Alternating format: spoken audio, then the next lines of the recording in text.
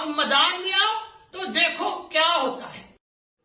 بسم اللہ الرحمن الرحیم۔ خواجہ صاحب میری بات غور سے سن لو، جو تم چاہتے تھے وہ تم نے عثمان ڈار کو گن پوائنٹ پہ رکھ کر اپنے مقاصد کو پورا کیا ہے۔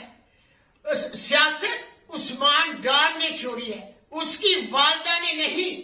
اب تیرا مقابلہ میں کروں گی سیاست میں، اور میرا چیلنج ہے تمہیں کہ تم میدان میں آؤ اور دیکھو کہ تمہارے شیر کا میں کیا اثر کرتی ہوں۔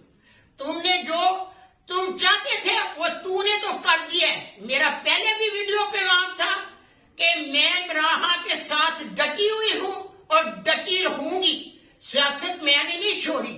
اب میدان میں آؤ